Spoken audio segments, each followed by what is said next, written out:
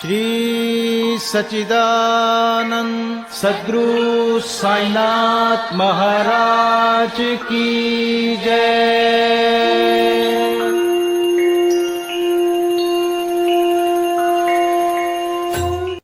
आदरणीय साईं भक्तों, आप सभी को हृदय की गहराइयों से सादर प्रणाम।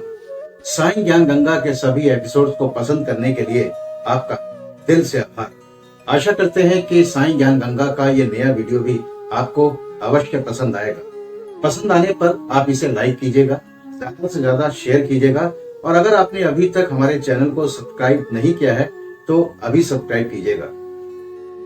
आज वीडियो के अंत में हम आपको बताने वाले हैं बाबा का एक ऐसा मंत्र जिसको अगर आपने अपने जीवन में अपना लिया, अपने जीवन में उसका आपने क्रम से पालन करना शुरू कर दिया तो यकीन मानिए आपके जीवन में सुख समृद्धि का आप अनुभव करेंगे, प्रॉस्पेरिटी का अनुभव करेंगे, पॉजिटिविटी का अनुभव करेंगे और आत्म संतुष्टि का अनुभव करेंगे। लेकिन ये सब वीडियो के अंत में। फिलहाल आइए आगाज करते हैं साईं ज्ञान गंगा के इस 14वें एपिसोड में श्री साईं सचरित्र के अध्याय 14 का। साई संत जीवनी सुमधुर प्राकृत रूप स्वरूप मनोहर खावहि फिरहि दे उपदेशा स्वस्थ चित्त सुंदर तम वेशा। आनंद रूप भक्त अनुरागी माया मोह लोभ सब त्यागी परमानंद भक्त रस पावा चिर अस्मृति राखे मन भावा। सत्य कर्म कर्तव्य सिखाया भक्तन ने सुख लेकर गाया। सत्य मार्ग अवलंबन हेतु शिक्षा दे भक्तन हित केतु। इच्छा राखी लोग सुख पावे चली सन्मार्ग ईश पथ आवे। पूर्व जन्म शुभ कर्म कराए तब ही योनि मानव की पाए। जीवन सफल होए तब जाई भक्ति करो मिली मोक्ष पाई। श्रवण करहु लीला नित साई चले न मन देखो प्रभु साई। मानव योनि पाए कर जन्म सफल करि ले देवन को दुर्लभ रहो साई भक्त कहु दे साई भक्त कहु दे। ओम साई श्री साई जय जय साई। ओम साई श्री साई जय जय साई। ओम साई श्री साई जय जय साई।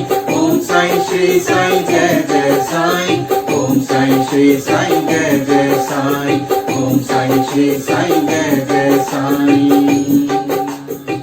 पिछले जन्मों के शुभ कर्मों के फल स्वरूप ही हमें यह देह प्राप्त हुई है और इसकी सार्थकता तभी है जब इसकी सहायता से हम इस जीवन में भक्ति और मोक्ष प्राप्त कर सके। यदि आप नित्य श्री साईं की लीलाओं का रसापान करेंगे तो आपको सदैव उनका दर्शन होता रहेगा। दिन रात साईं नाम स्मरण करने से मन की चंचलता शीघ्र ही नष्ट हो जाएगी। निजाम रियासत के नांदेड़ में रतन जी शाहपुर जी वाडिया नाम के एक प्रसिद्ध व्यापारी रहते थे। उन्होंने व्यापार में काफी धनराशि संग्रह कर ली थी। उनके पास बेजोड़ संपत्ति, खेत और धरोहर तथा कई प्रकार के पशु, घोड़े, गधे, खच्चर आदि और गाड़ियां भी थी। वे अत्यंत भाग्यशाली थे। यद्यपि बाह्य दृष्टि से वे अधिक सुखी और संतुष्ट प्रतीत होते थे, परंतु यथार्थ में वे वैसे नहीं थे।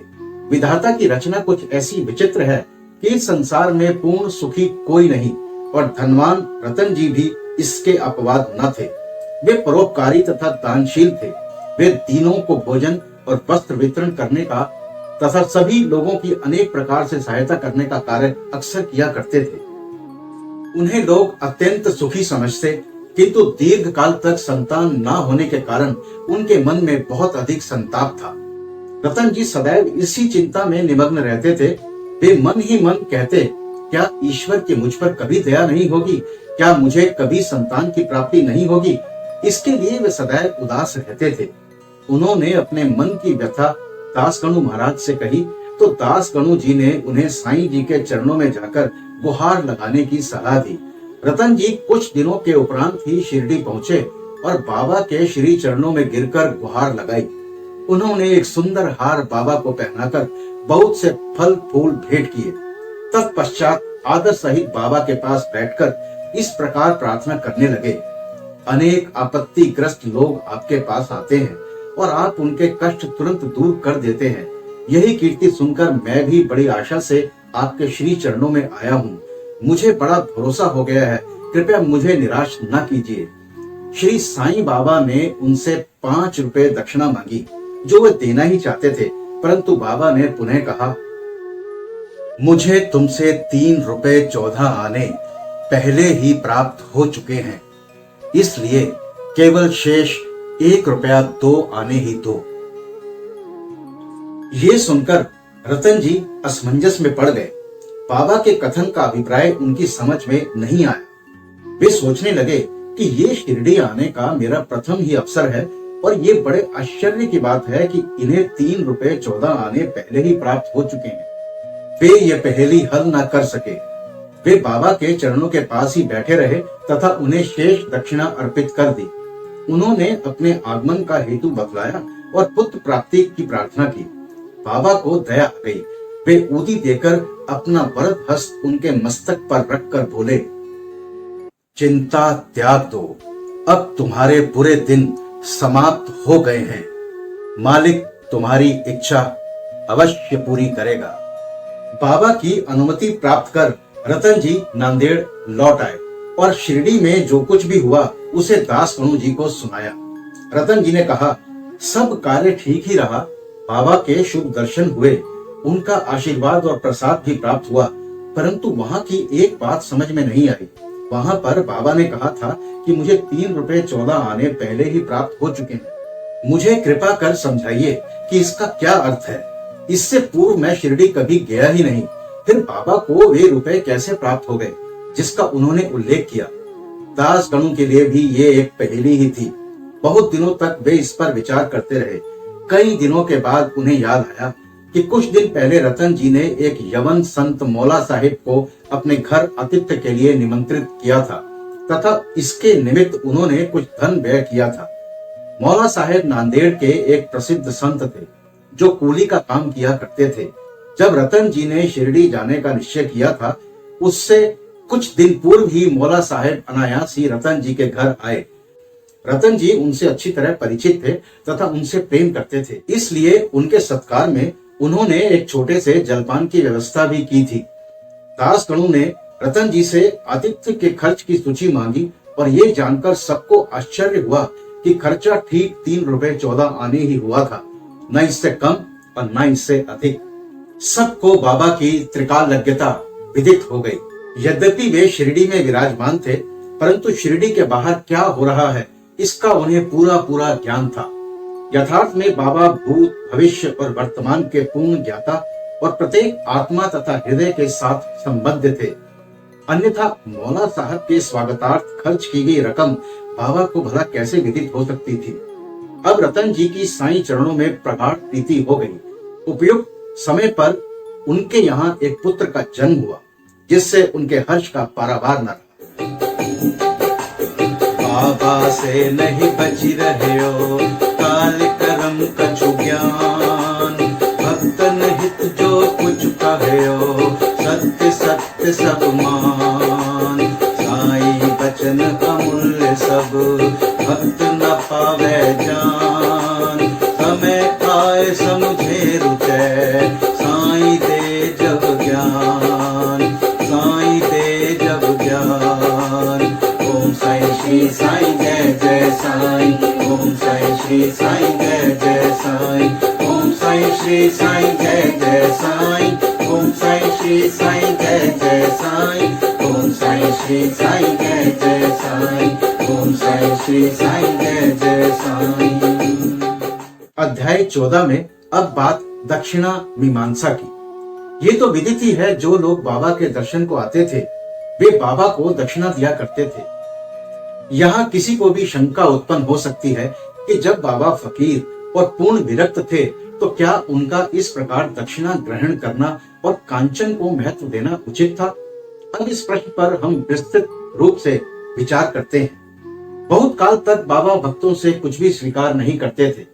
वे जली हुई दिया सलाइयां एकत्रित कर अपनी जेब में भर लेते थे।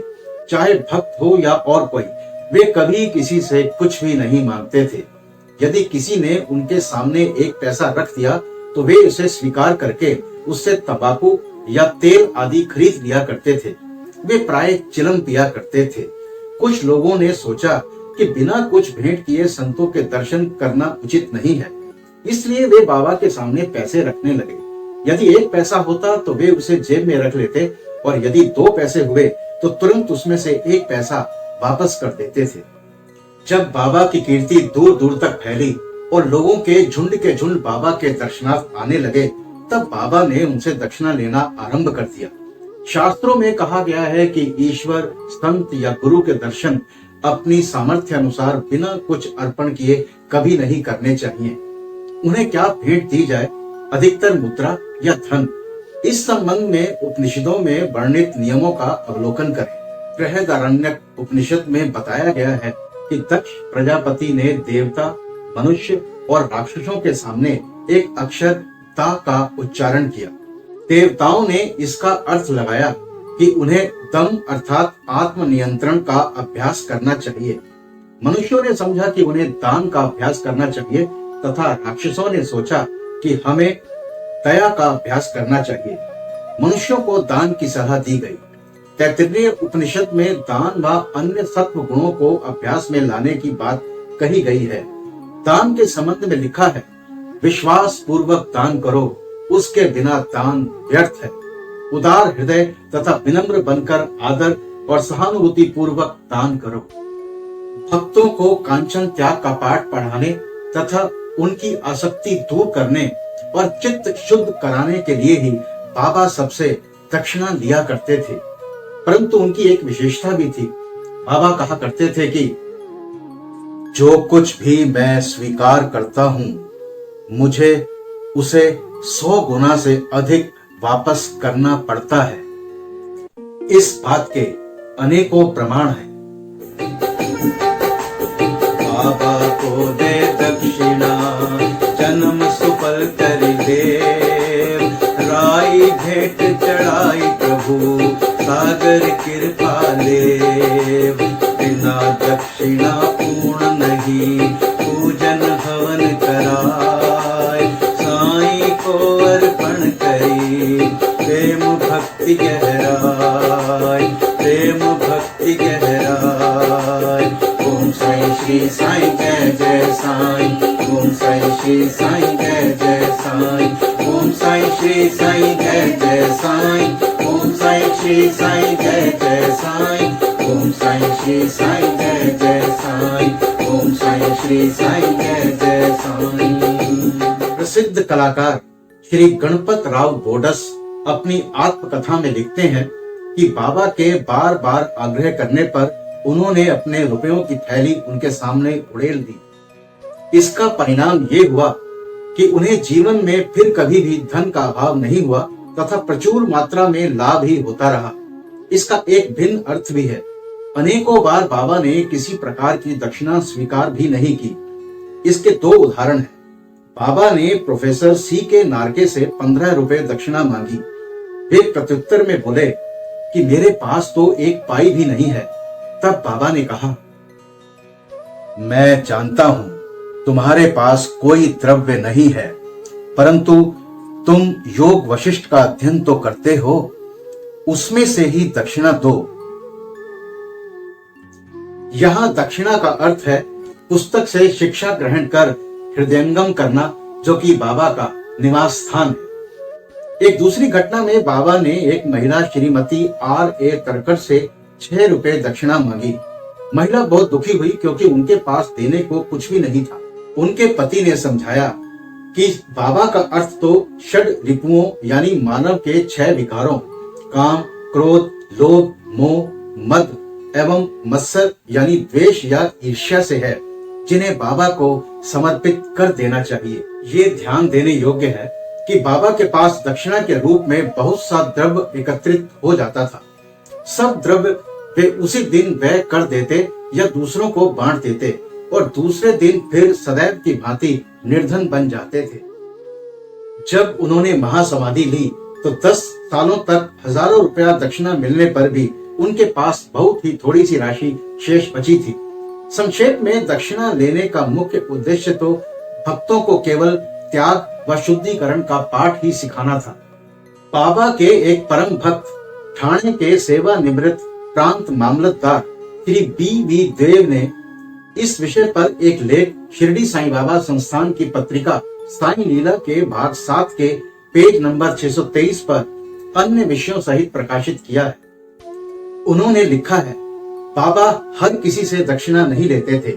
यदि बाबा के बिना मांगे किसी ने दक्षिणा भेंट की तो वे कभी तो स्वीकार कर लेते और कभी अस्वीकार भी कर देते थे। वे केवल भक्तों से ही कुछ मांग करते थे। उन्होंने उन लोगों से कभी कुछ नहीं मांगा जो सोचते थे कि बाबा के मांगने पर ही दक्षिणा देंगे। यदि किसी ने उनकी इच्छा के विरुद्ध दक्षिणा दे दी तो वे वहां से उसे उठाने को कह देते थे। बाबा के मांगने पर भी जिन्होंने दक्षिणा नहीं दी उनसे वे कभी क्रोधित नहीं हुए। यदि किसी मित्र द्वारा उन्हें दक्षिणा भिजवाई गई होती और उसका उसे स्मरण न रहता तो बाबा किसी न किसी प्रकार उसे स्मरण कराकर वो दक्षिणा ले लेते थे। अधिक मूल्य वाले पदार्थ लाने वालों से बाबा अति क्रोधित हो जाते और अपशब्द कहने लगते थे। उन्होंने श्री नाना साहेब चंदोरकर से कहा, मेरी संपत्ति केवल एक कोपीन और टमरेल है। लोग बिना कारण ही मूल्यवान पदार्थ लाकर मुझे दुखित करते हैं। कामिनी और कांचन मार्ग में 2 बाधाएं हैं और बाबा ने इसके लिए 2 पाठशालाएं खोली थी, यथा दक्षिणा ग्रहण करना और राधा कृष्ण माई के यहाँ भेजना, इस बात की परीक्षा करने के लिए कि क्या उनके भक्तों ने इन आसक्तियों से छुटकारा पा लिया है या नहीं। इसीलिए जब कोई आता तो वे उनसे दक्षिणा मांगते और उनसे शाला में यानी राधा कृष्ण माई के घर जाने को कहते। यदि वे इन परीक्षाओं में उत्तीर्ण हो गए, अर्थात ये सिद्ध हुआ कि वे कामिनी और कांचन की आसक्ति से विरक्त हैं, तो बाबा की कृपा और आशीर्वाद से उनकी आध्यात्मिक उन्नति निश्चय ही हो जाया करती थी। श्री साईं सच्चरित्र का अध्याय 14 यहाँ संपन्न होता है। अब बात उस मंत्र की जिसके बारे में इस एपिसोड की शुरुआत में बताने के लिए मैंने आपसे वादा किया था।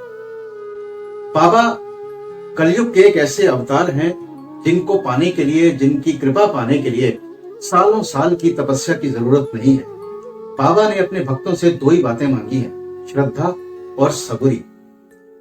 जो लोग पूर्ण श्रद्धा और सबूरी यानी पेशेंस के साथ बाबा की भक्ति करते हैं, बाबा पल पल उनका साथ निभाते हैं। और बाबा का एक ऐसा मंत्र है जो कि बहुत ही सरल है, आप उसे जानते हैं। उस मंत्र का उच्चारण हम अपने हर एपिसोड में लगातार कर रहे हैं। उस मंत्र को अगर आप जीवन में अपना लें तो यकीन मानिए आपके जीवन में हर पल खुशियां ही खुशियां होंगी, पॉजिटिविटी ही होगी, नेगेटिविटी बिल्कुल दूर भाग जाएगी। दुख दर्द कर्मों के अनुसार आएंगे तो सही, लेकिन बाबा की कृपा से आपको उनकी चुभन कभी महसूस नहीं होगी। ये बहुत ही सरल मंत्र है, ओम साईं श्री साईं जय जय साईं। ओम साईं श्री साईं जय जय साईं। इस मंत्र को प्रतिदिन आप अवश्य जपिए। सुबह पूजा करते समय, अगर उस समय नहीं तो ऑफिस जाते हुए, जब आप ड्राइव करते हैं, मेट्रो में हैं, स्कूटर पे हैं, बस में हैं, कहीं भी हैं, आप कुछ पल ये मंत्र अवश्य जपिए। नहीं तो शाम को ऑफिस से लौटने के बाद भी आप इसे जप सकते हैं, रात्रि को सोने से पूर्व जप सकते हैं। बस केवल 5 मिनट इस मंत्र को जप कर देखिए। और अगर 5 मिनट का समय भी नहीं है आपके पास तो मात्र 9 बार इस मंत्र को जपिए। आपको पूरी एक माला यानी 108 माला का जो फल है वो 9 बार इस जाप को करने से मिल जाएगा। और आप पाएंगे कि बाबा पल पल आपके साथ हैं, और जब बाबा साथ होंगे तो बल्ले बल्ले होगी, न्यारे न्यारे होंगे। तो आइए मिलते हैं आपसे साईं ज्ञान गंगा के अगले एपिसोड में, जब चर्चा करेंगे अध्याय 15 की। तब तक मस्त रहिए, स्वस्थ रहिए, साईं नाम जपते रहिए। बाबा सबका भला करे। ओम श्री साईनाथाय नमः। अनंत कोटि ब्रह्मांड नायक राजाधिराज योगी राज पर ब्रह्म श्री सच्चिदानंद सद्गुरु साईनाथ महाराज की जय।